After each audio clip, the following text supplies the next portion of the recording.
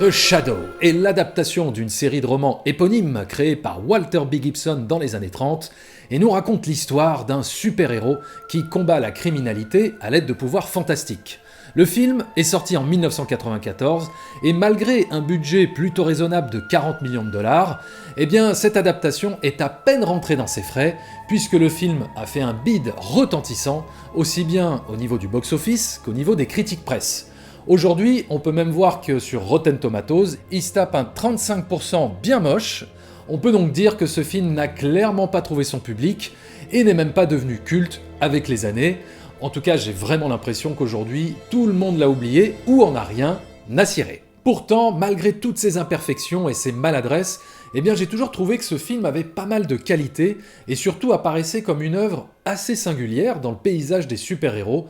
Voilà pourquoi j'avais envie d'en parler et de prendre un peu sa défense, et ça tombe bien parce qu'il vient de sortir en Blu-ray chez l'Atelier d'Images, l'occasion de le découvrir ou de le redécouvrir dans une très belle édition.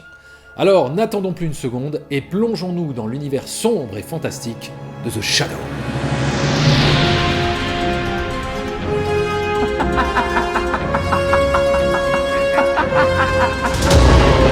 The Shadow. The Shadow est né en 1931 à travers des romans feuilletons qui nous contaient les aventures d'un détective super-héroïque et millionnaire combattant le crime dans les rues de New York. Et oui, on pense tout de suite à Batman, sauf que The Shadow est sorti 8 ans avant la première apparition de l'homme chauve-souris. Même Bob Kane, le créateur de Batman, reconnaîtra s'être inspiré de The Shadow. Assez rageant donc de voir un super-héros devenir aussi impopulaire alors qu'il avait la primeur de tout un courant artistique. Malgré tout, durant des décennies, les histoires de ce justicier au pouvoir fantastique se sont déclinées à travers plusieurs médias, comics, magazines, télévision, ainsi que des feuilletons radiophoniques dans lesquels un certain Orson Welles prêtait carrément sa voix en tant que narrateur. On peut donc dire que The Shadow a clairement joué un rôle majeur dans l'influence et l'émergence d'une certaine pop culture, même s'il n'a pas eu la popularité mondiale de ses successeurs. C'est dans les années 80 que le producteur Martin Bregman, producteur de l'Impasse entre autres, décide d'adapter au cinéma The Shadow. Robert Zemeckis est envisagé pendant un temps à la réalisation, puis c'est au tour de Sam Raimi qui se voit refuser son pitch par Universal, mais qui réussira malgré tout à recycler sa vision sombre et torturée du super-héros sous les traits d'un autre personnage devenu cultissime, Darkman. Au début des années 90, tout s'accélère et le film va réunir une équipe technique et artistique absolument prestigieuse. Déjà, on retrouve à l'écriture un jeune scénariste en pleine ascension, qui n'est autre que David Koepp, l'auteur de l'adaptation de Jurassic Park, L'Impasse et La mort vous voici bien. À la photographie, le film se paye les services du chef-op de Brian De Palma, Stephen Borum. On peut d'ailleurs noter que sur certains plans, il utilise la fameuse technique de la demi-bonnette, une double mise au point qui est véritablement typique du cinéma de De Palma. Le casting réunit la star Alec Baldwin, Penelope Ann Miller, Ian McKellen, futur Gandalf et Magneto, Tim Curry, le traumatisant clown dans Ça ainsi que Darkness dans Legend. On retrouve aussi un autre vétéran avec l'acteur Peter Boyle en tant que chauffeur de taxi, petit clin d'œil amusant à son rôle de chauffeur de taxi dans le fameux Taxi Driver. La musique est signée par l'un des plus grands compositeurs de tous les temps, Jerry Goldsmith, et à la réalisation, on retrouve Russell Mulcahy, auréolé du succès populaire de Highlander quelques années plus tôt. On ressent d'ailleurs bien que c'est le même réalisateur, puisqu'à la fin des deux films, on a pratiquement la même scène, avec cette envie de faire péter du verre à tout va, dans un maelstrom de furie pyrotechnique.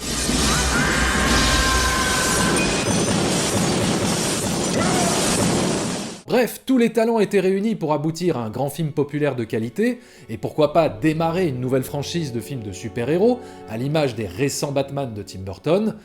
Mais durant l'été 1994, tous ces espoirs s'écroulèrent. Et oui, The Shadow fut condamné à rester dans l'ombre de deux autres succès qui monopolisèrent le box-office à l'époque, Le Roi Lion et The Mask. Mais alors pourquoi ce film a suscité un tel désaveu du public? Est-il vraiment raté? Est-il vraiment si mauvais que ça? Eh bien c'est ce que nous allons voir, mais avant ça, nous allons d'abord regarder de quoi parle The Shadow. Attendez une minute. Qui êtes-vous?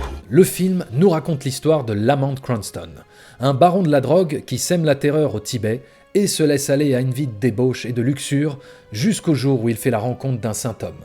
Un homme sage qui lui offre la possibilité de se repentir en utilisant des pouvoirs ancestraux au service du bien.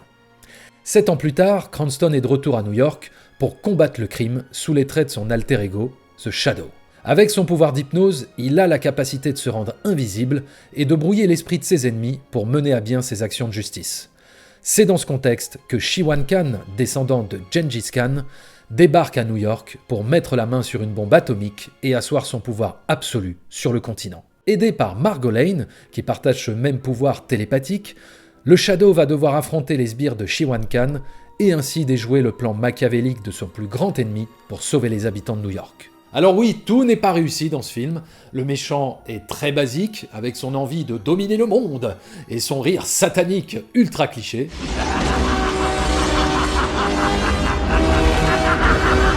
Alec Baldwin, avec son allure de beau gosse un peu lisse, ne traduit pas forcément au mieux le combat intérieur qui le torture entre sa part d'ombre et sa part de lumière. Certains effets de mise en scène sont des fois un peu trop théâtrales, voire clipesques. Les seconds rôles manquent clairement de profondeur. Et puis, qu'est-ce que vient foutre cette musique de Kenny J dans le film ? Lemon Cranston. Je peux m'asseoir. On a l'impression que Michael Bolton et sa tignasse de l'enfer vont débarquer. Malgré tout ça, il se dégage de ce film une caractéristique assez singulière dans le paysage des productions super-héroïques et qui le démarque de ce qu'on a l'habitude de voir depuis des années. C'est le fait d'avoir réalisé un film de super-héros à l'époque où le personnage a été pensé et créé, c'est-à-dire dans les années 30. Le seul autre exemple qui avait suivi cette approche, c'était Rocketeer, réalisé par Joe Johnston 3 ans plus tôt. Mais un film comme The Shadow va à mon sens encore plus loin, en exploitant toute l'imagerie du cinéma des années 30, de par la lumière et les décors, pour nous proposer un savant mélange entre film noir à l'ancienne et film fantastique moderne. Le côté art déco de la production design, la superbe photo de Stephen Borom qui joue énormément sur les ombres pour magnifier les acteurs. Bon, avec un film qui s'appelle The Shadow, ça aurait été un comble de ne pas le faire. On retrouve sur certains plans cet éclairage à l'ancienne où les ombres sont très prononcées pour délimiter le contour des visages, ce qui insinue le fait que tout le monde cache plus ou moins une part d'ombre dans cette histoire. L'actrice Penelope Ann Miller amène un petit côté femme fatale de par son caractère, son pouvoir et son look séduisant. Bref, on est plongé dans une atmosphère glamour et mystérieuse, tout droit sorti d'un film noir des années 30, saupoudré d'une dimension super-héroïque. Ce qui distingue ce film des autres productions de ce genre, c'est qu'il nous présente l'un des personnages les plus sombres et torturés qu'on ait pu voir dans un film de super-héros. Peut-être encore plus que Batman, puisqu'ici, The Shadow est véritablement un ancien criminel qui cherche la rédemption et qui conserve en lui une part d'ombre contre laquelle il lutte toujours. Pour un film considéré comme médiocre, on note quand même beaucoup de ressemblances avec un autre film de super-héros, celui-là relativement très bien apprécié, Batman Begins. En effet, dans les deux films, notre héros apprend à utiliser ses pouvoirs auprès d'un mentor en Asie. Son ennemi juré est un personnage qui partage les mêmes pouvoirs que lui et qui a suivi plus ou moins le même apprentissage. Tout comme Ra's al Ghul, l'antagoniste propose au héros de rejoindre ses rangs et d'épouser sa cause, mais notre bon justicier refuse pour divergence idéologique. Tu es faible! Et comme à la fin de Batman Begins, le méchant a pour but d'anéantir toute la ville à l'aide d'une nouvelle technologie, la bombe atomique pour Shi-Wan Khan et la bombe à micro-ondes pour Ra's al Ghul. Les quelques effets spéciaux numériques ont un peu vieilli, c'est vrai, mais la grande majorité des effets ont le mérite d'avoir été conçus de manière tangible, de manière traditionnelle, juste avant l'avènement du tout CGI. On pense même parfois aux vieux films de monstres de Ray Harryhausen, comme dans les passages autour de la dague diabolique. Du coup, toutes ces scènes conservent un certain charme qui sied parfaitement à l'époque où le film se déroule. Une autre particularité intéressante, c'est que pour une production conçue comme un blockbuster de l'été, le film s'autorise de vrais moments horrifiques, comme cette scène de cauchemar où Alec Baldwin se triture la peau du visage pour laisser apparaître son double maléfique à l'intérieur de lui-même. Le maquillage prosthétique pour représenter le Shadow est d'ailleurs assez flippant, il renvoie une image mystérieuse, noire et inquiétante du super-héros, à l'opposé de l'image bienveillante habituelle. Et bien sûr, comment ne pas évoquer la cerise sur le gâteau, la fabuleuse musique de Jerry Goldsmith, qui donne au film une âme supplémentaire en apportant une noirceur pleine de mystère et un souffle épique avec des thématiques musicales entraînantes pour iconiser notre héros et créer une atmosphère d'aventure.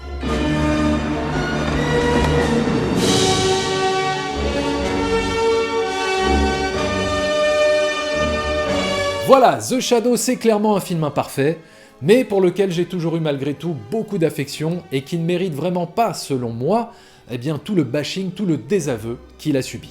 J'ai envie de dire qu'on n'est pas obligé de jeter le bébé avec l'eau du bain. Voilà. Évidemment, je vous invite à vous procurer la très bonne édition Blu-ray de l'Atelier d'Images, où vous trouverez plein de petits bonus intéressants sur le film. En attendant, je vous dis à très bientôt pour de nouvelles aventures.